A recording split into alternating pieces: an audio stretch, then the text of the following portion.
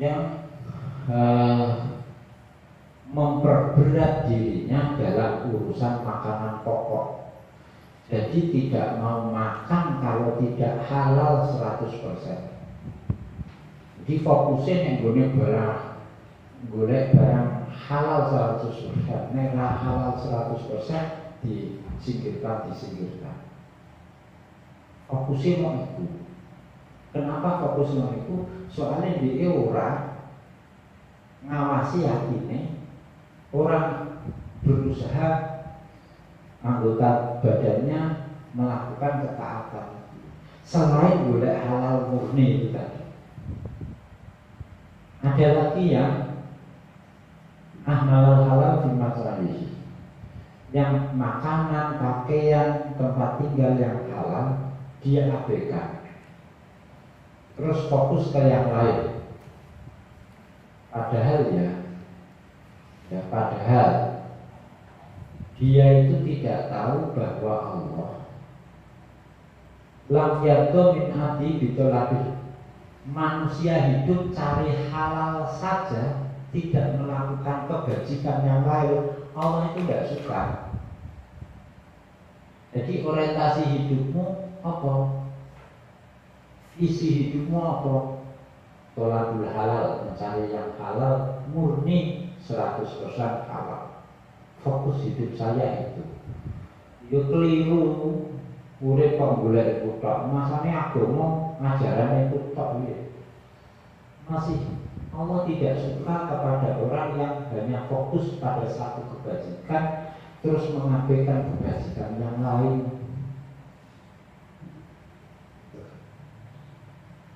Paman dona ya buah ini. Jadi piye? Yo ditekuni kabeh. Kebajikan yang lain ya diusahakan, maksiat-maksiat ya dihindarkan semuanya. Aja kok boleh halal tok tidak cukup. Boleh halal tok lah, kowe ora sembahyang orang. Akhirnya kenapa gak sembahyang? Aku ragu sih. Klambiku mbok halal mbok ora biyen tutune. Itu gara-gara fokusnya hanya satu, kemudian yang lain terabaikan. Allah tidak suka yang seperti itu. Biasanya tampuan begitu. Jadi ngertinya kebajikan itu hanya satu, apa? Maca sholawat ning Kanjeng Nabi. Kaya-kaya ajaran Islam itu 100% isinya sholawat. Maksudnya sholawatan kok. Sembahyang isak lho ora. Apa nek subuh wong tangi. Tuh.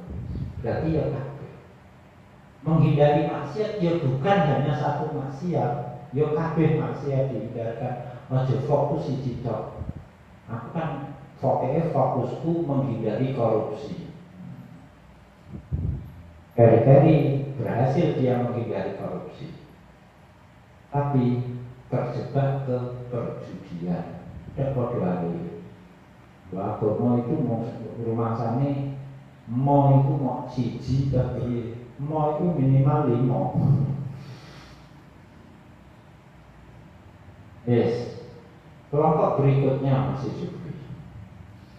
Idda'u husnul khulqi wa tamatin sedikit mati Sufiyah. Nah, ini malah tingkatannya lebih satu lagi, lebih rumit lagi.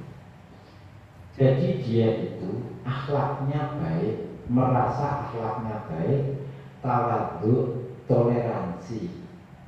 Terus kemudian khidmah atau melayani kaum sufi. Jadi piye gawe usaha sosial, yayasan sosial. Terus apa nglumpukno wong-wong. Kowe nek kene yo kowe nglakoni tasawuf jadi sufi, tak golekno dana ngalor ngidul proposal. Ini namanya apa? Banyak maklar proposal seperti ini banyak. Jadi menggunakan lembaga sosial keagamaan ternyata untuk mencari keuntungan pribadi. Penganane apa? Rumah fit sing bebo iku nek Jawa Barat. Apa jenenge bocah cilik. Itu yang jadi rumah takfid ono santri ini. Ternyata santri wedoke di bego sampai dia ini sampai dia anak beberapa anak bertahun-tahun orang konangan korbannya sudah belasan bahkan puluhan lebih. Ini. Nah, tapi ini tujuannya dia untuk memenuhi hasratnya ya. Tapi ada orang yang memang dia bekerja di bidang sosial, ya, terus ngedekno yayasan, gawe panti asuhan, panti jompo, panti pijat, pokoknya panti digawe kabeh. Terus dia nek duwe yo diragati kabeh. Ternyata itu itu, tapi ternyata dia yang dia inginkan itu popularitas. Ada yang Yudiru namanya mengesankan dia memang sukarelawan, relawan sosial, tapi ternyata tujuannya yo istighfar supaya apa? Banyak pengikut, pokoknya kelihatan keren, viral. Sekarang itu ketika era media sosial itu sudah tipis batas antara viral dengan ikhlas. Ada posting share ben viral. Kebajikan saya ini wong ngamal apik itu juga kabeh. Alhamdulillah hari ini bisa berangkat Jumatan, bisa mengisi kotak amal di masjid. Rasanya bahagia sekali. Supaya bisa dicontoh oleh siapa saja. Kowe lagi nglakoni maka Jumatan lagi pisan, ngisi umplung ya lagi pisan. Itu gayanya supaya menginspirasi. Nglakoni siji kok inspirasi. Itu berarti kan ini maksudnya karakter di era disrupsi ya seperti ini. Jadi gawe konten digital gitu ya, terus kemudian diposting, disebarluaskan dengan maksud agar menginspirasi orang lain. Nah, konten kreator seperti ini itu pemakin banyak nantinya, terus akhirnya ya untuk duit, ya jadi YouTuber sebenarnya ini.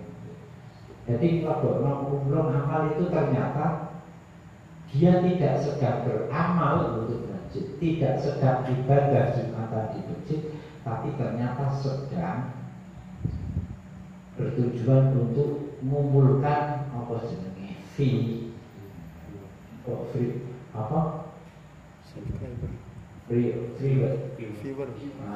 viewer untuk fee ya, apa istilahnya. Itu berarti kapitalisasi amal kebaikan. Dan ini kan canggih ini, semakin canggih kebaikan itu diperalat sedemikian rupa. Ya, benar dari Imam Ghazali ini. Contoh lagi apa? Jadi untuk melayani para ibadah haji, para jamaah haji, Itorikil haji ala sufiyah, supaya kaum sufi bila haji mereka membuat organisasi sosial, gitu ya, filantropi, atau charity ya, supaya orang bisa pergi haji seperti ini mudah. Terus melompokno katanya, melompokno proposal, golek funding, golek donatur, terus diviralno marong itu. Ternyata memang tujuannya itu arya plus sunnah, supaya viral. Memang ini godaannya semakin canggih ya. Ya seperti itu tadi, konten kreator itu nggak konten yang rupa kebajikan menginspirasi orang lain. Yang melihat terinspirasi akhirnya yo makan Jumatan, yo isi kotak Jumat, kotak amal itu, karena terinspirasi oleh video itu. Padahal video itu digawe hanya untuk konten saja. Itu. Sing lakoni yo ketika dia melihat konten itu sangat terpesona, akhirnya tergerak untuk melakukan hal yang sama. Tapi jangan lupa terpaan, namanya terpaan, istilahnya dalam ilmu komunikasi ya Pak. Terpaan seperti itu rapuh. Kamu kok terketuk oleh konten, hatinya kamu tersentuh oleh konten itu, terus bergerak melakukan kebajikan. Ini kebajikan yang kamu lakukan masih rapuh. Soalnya kalau konten dia akan kreator yang lain membuat konten sebaliknya, sasarannya mengkritik pengurus masjid. Ternyata uang kas untuk masjid itu tidak selamanya untuk kebaikan. Hati-hati. Kamu kaget lagi nyumbang bisa naik, wis kaget dikabari pengurus masjid tidak amanah. Terus kamu tersentuh juga, terpengaruh. Nah, konten yang seliweran ini menerpa kita itu terpaannya sekilas mudah terpengaruh, jadi rapuh kebaikan kita. Jadi kebaikan yang betul-betul baik itu kebaikan yang bagaimana? Kebaikan yang tumbuh dari kesadaran yang perlahan-lahan meyakinkan, kokoh, dan ketika direalisasikan itu sudah tidak mudah terpengaruh. Jadi ono ini sufi Beniso Makataji dibantu, tapi ternyata supaya dia viral. Spanduknya bannernya gede-gede gitu, lebih gede bannernya timbang sumbangan. Malah anggarannya entek gitu. Kan ini ada lembaga-lembaga sosial wakaf atau las ya, misalnya itu yang di medsos itu untuk biaya publikasinya, biaya untuk media, untuk promosinya itu umpam-umpaman. Nek nggone akun medsosmu ada yang mampir seperti itu, dileboni iklan gitu entek akeh. Hasilnya apa? Akhirnya terkenal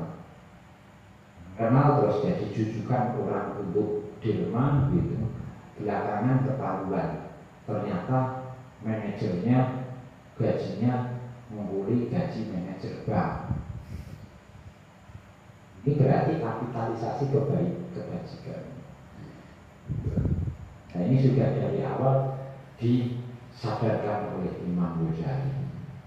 Itu berarti dia podo karo wong apa bangun masjid tapi temboknya diplester menggunakan kotoran atau telepak. Gimana masjidnya bisa suci mau penuh telepak? Memang harus kami Osdaru al-Imarah akhir itu kalau lahir